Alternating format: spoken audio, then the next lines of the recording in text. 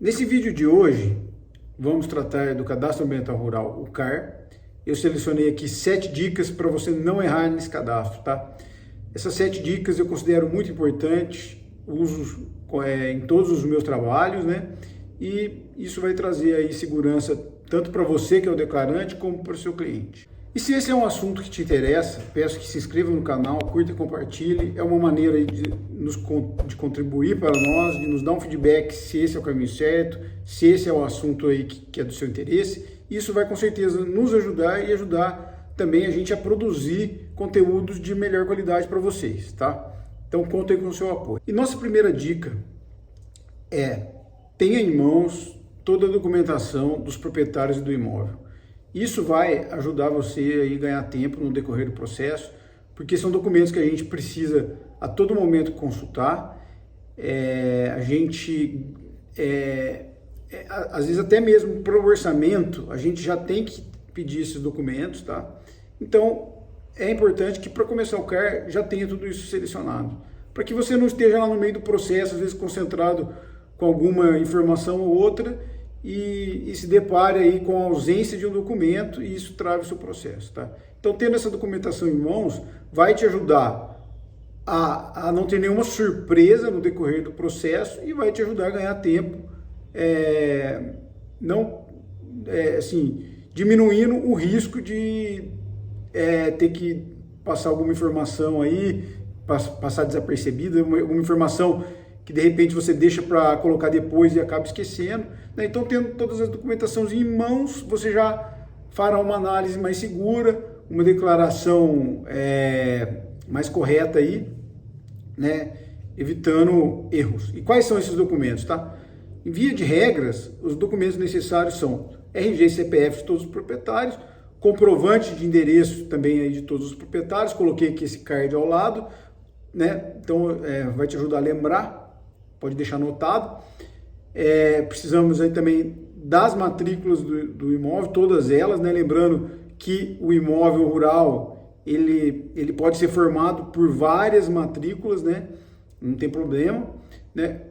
O CCIR desse imóvel rural também, o CCIR realmente ele se refere ao imóvel, então normalmente o correto é que ele seja único, tá? Assim como o ITR, tá? Importante também ter esse documento sendo possível. E o CCIR, caso o proprietário tenha alguma dificuldade de enviar ou ter ele em mãos, você pode emiti-lo, né? A gente tem um vídeo aqui no canal que mostra como você emitir esse CCIR, tá? Assim como também emitir a matrícula. Porém, a matrícula ela tem um custo. Então, caso o proprietário tenha, é melhor que ele te envie aí sem custo, tá? E lembrando que essa matrícula é importante que ela seja atualizada, para que você tenha os dados dos proprietários atuais, tá? Não evite aí algum erro nessa declaração. E outro documento importante que também é sempre importante solicitar são mapas e projetos, né? Mesmo que antigos do imóvel, tá? Então, o que entraria como um projeto? A certificação do georreferenciamento é importante porque no processo do CAR a gente tem que informar esse número de certificação quando tem. Um mapa antigo, ele vai te ajudar aí a definir os limites do imóvel quando não é possível definir isso pela matrícula, tá? Então, tudo isso vai te auxiliar a definir essa área de forma correta. Assim como um projeto de uma represa é muito importante, inclusive para definição da área de preservação permanente dos entornos ali dessa represa, ela também é definida pelo licenciamento, né? Então o projeto vai te ajudar com esses dados, tá?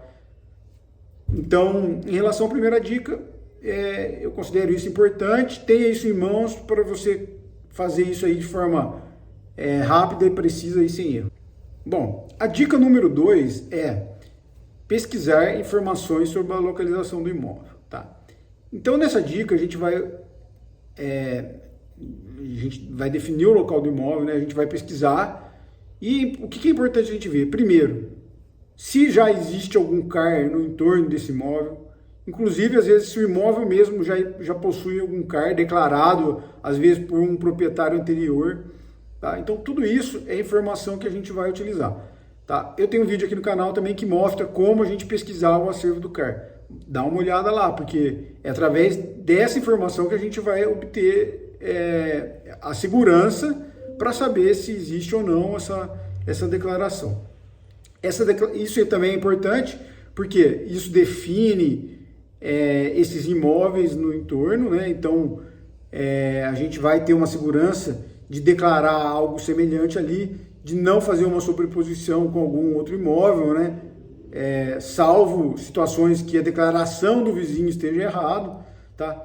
Então, essa pesquisa é importante, tá? Dentro desse acervo, a gente também pode pesquisar declarações dos confrontantes ali e vai nos auxiliar aí a saber se existe ali uma continuação de algum curso de água, se existe ali alguma reserva legal declarada, e é importante às vezes a gente dar continuidade a essa reserva. Quanto mais contínua for essa reserva, teoricamente mais correto aí fica a nossa declaração, tá? Então essas informações, essa pesquisa que a gente vai fazer ali do local é muito importante. Então, por exemplo, outra coisa importante é verificar se não existe embargos de áreas, né? Então a gente pode fazer uma pesquisa relacionada a isso. Verificar ali se é alguma unidade de conservação, é importante, isso aí também vai ser importante. No caso aí da Amazônia Legal, que pega os estados do Mato Grosso, né? Parte ali do Goiás, parte do Tocantins, existe uma legislação específica, né? Então a gente ali vai trabalhar ali com o projeto Radan, então é importante a gente saber a tipologia vegetal. Então tudo isso a gente vai obter aí numa pesquisa da localidade, né? Então é importante, antes de começar a minha declaração, eu já ter essa informação em mãos, tá? Então não façam com pressa essa etapa, tá? Dedique bastante atenção nisso, porque todas essas informações aí irão definir os nossos procedimentos para cadastro no CAR. Dica número 3, uma pesquisa aprofundada aí da hidrografia do local, tá? Nem sempre a gente consegue definir essa hidrografia através de imagens de satélites, né? Através ali da documentação que a gente está estudando, tá? Então a gente precisa fazer uma pesquisa aprofundada aí dessa hidrografia. Uma maneira que a gente orienta aí é através da pesquisa em órgãos como, por exemplo, a ANA, né? O IBGE, tá? Então a gente tem um vídeo aqui no canal que mostra como fazer essa pesquisa, tá? Então, através dessa pesquisa você poderá encontrar ali cursos d'água que não estão facilmente visíveis, né? Por exemplo, às vezes está embaixo de uma mata, você não vai conseguir ver, e também você vai conseguir ter uma ideia aí de locais de nascentes, né? Definidas aí por esses cursos d'água, né? Então, essa análise é importante. Outra maneira de obter isso é através de certificações do georreferenciamento, tá? Que você poderá ver em certificações de vizinhos ali, limites declarados como o limite natural 1, esses são limites de córregos, então você vai ter uma indicativa de que ali existe um córrego, tá?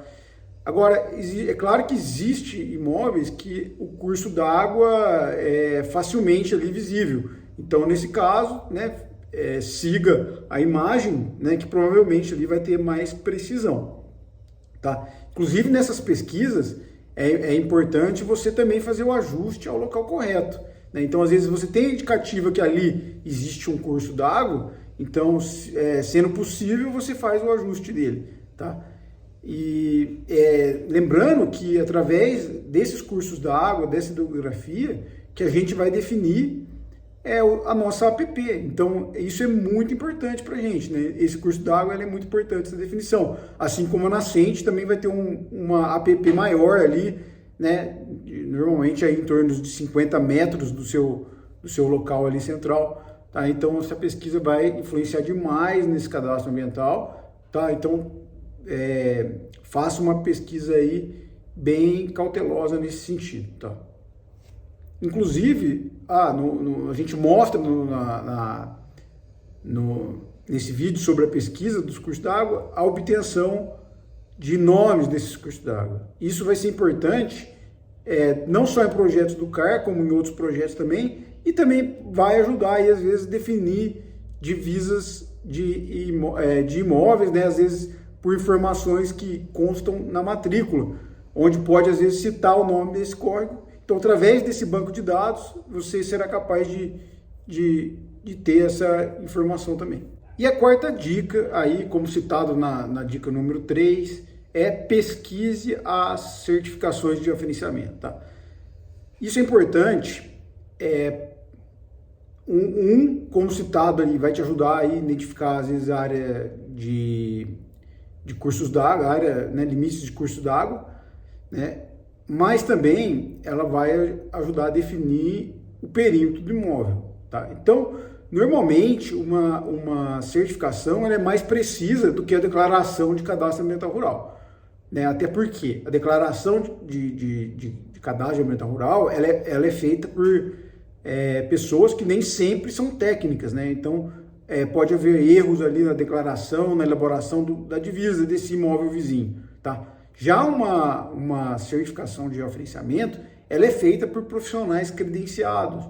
Então, esse limite ele tem que ser levantado, ele tem que ser usado equipamentos topográficos. Então, é bem provável, né, que esteja correto, né?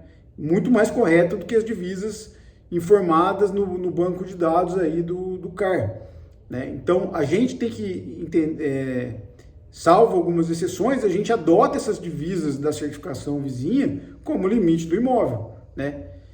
Inclusive do próprio imóvel que a gente esteja trabalhando pode ter a certificação, e aí a gente tem que adotar ela. Então é muito importante ter uma afinidade aí em pesquisar esse acervo, né, e fazer uma consulta. A gente tem um vídeo aqui no canal mostrando como fazer o acervo, né, como consultar esse acervo da certificação, tá? Então, a gente, de repente, tem ali os imóveis vizinhos certificados, vamos adotar esse limite, a gente usa esses limites para definir o limite do que a gente está trabalhando, tá? Então, isso é muito importante, vale a pena aí sempre fazer essa consulta. Dica número 5, tá? Essa dica aí, ela tem até uma dica bônus. Então, a dica número 5 que eu costumo aí carregar, ter comigo, é utilizar um software que armazena todas as informações da declaração, tá? Eu costumo indicar e também utilizo o próprio QGIS. Ele é um software gratuito, ele é ótimo para fazer aí esse gerenciamento das informações, elaborar essas informações, tá? Então eu tenho um vídeo aqui mostrando como instalar, vale muito a pena utilizá-lo, tá? Ele exige um pouco mais de conhecimento, tá? Mas se você se dedicar aí, você vai conseguir ter isso, tá?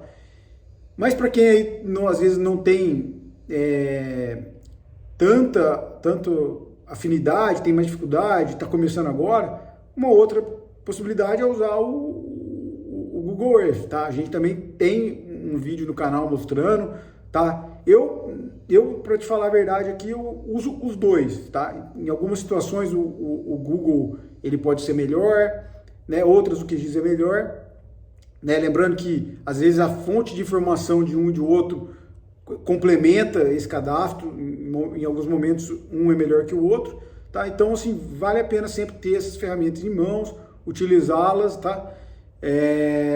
E ela vai te ajudar aí a ter um backup, né? Então você vai conseguir salvar essas informações que você vai declarar. Você não vai ficar na dependência apenas de uma declaração do sistema, né? Lembrando que vez ou outra você pode ser solicitado por um cartório, uma apresentação aí de documentos da declaração, né? Ou que sejam iguais à declaração. Então você ter esse perímetro como um backup vai te ajudar tanto a fechar novos trabalhos como gerar documentos de forma similar ao declarado no CAR, não havendo divergência de informação, tá?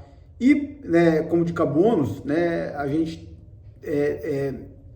ter esse CAR declarado, né, ter essas informações de backup num software como o QGIS, ajuda também a não perder informação. Por exemplo, quando a gente trabalha nos estados de São Paulo, Minas Gerais, Maranhão, esses estados, por exemplo, utilizam o cadastro federal, tá? Então, já aconteceu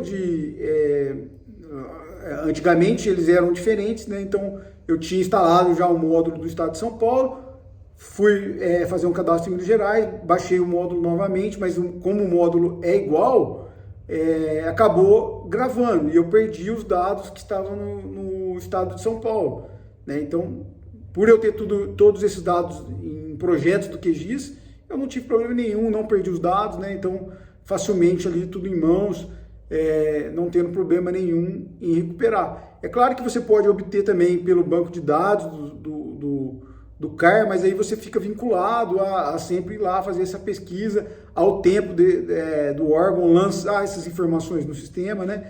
Então você tem isso em mãos, sempre eu entendo ser mais seguro, tá?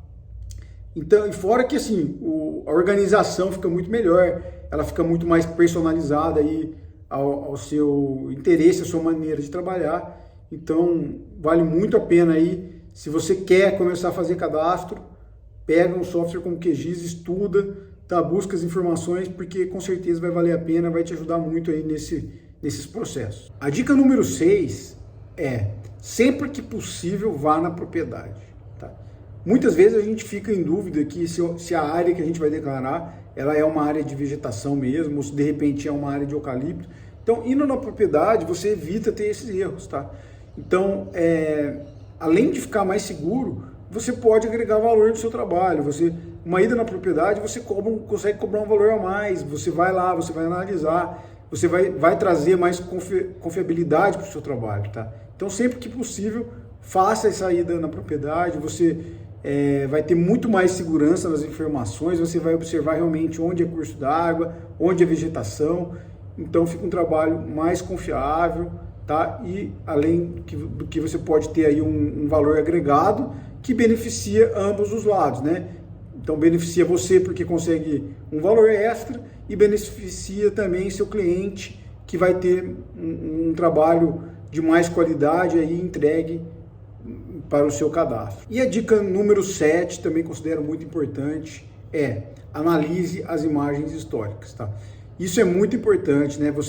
A gente tem aí como marco no Cadastro Ambiental Rural a data de 22 de julho de 2008, tá? Onde áreas que foram desmatadas anterior a essa data tem uma anistia, né? Tem uma tratativa diferente, né? Então é muito importante a gente analisar essas informações, saber ali quando se ocorreu ou não algum desmatamento, se ocorreu, quando ele foi, né? Então isso nos ajuda a ter segurança. Então essa pesquisa ela é muito importante, tá? Aqui a gente tem um vídeo também, dicas do Google Earth, lá a gente mostra aí como fazer uma pesquisa rápida, gratuita, tá? É claro que essa é uma informação aí, ela é de uma maneira prática, mas ainda tem como aprofundar nessas informações, por exemplo, utilizando às vezes imagens do Cybers, Landsat, né? Imagens de satélite, você inclusive às vezes imagens adquiridas, tá? Então dependendo do caso você vai optar em uma ou outra dessas ferramentas, tá?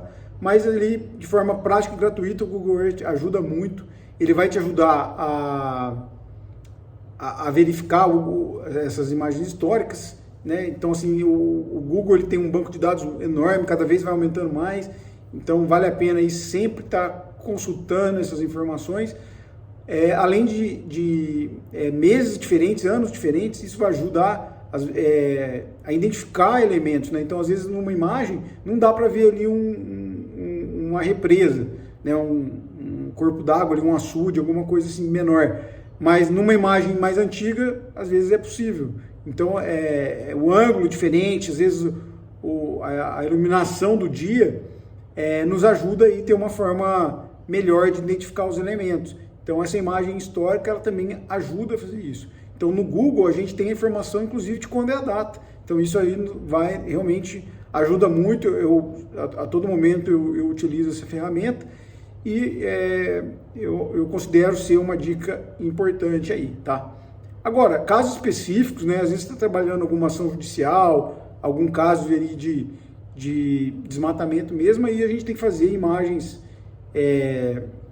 mais elaboradas, né, que a gente às vezes tem que adquirir, ou pegar imagens de satélites que a gente faz o processamento para análise, né? Então aí são casos mais específicos, né, e que o Google não atende, a gente precisaria de outras ferramentas, tá? Mas é muito importante fazer essa análise, e com essa dica aí a gente fecha nossas 7 dicas.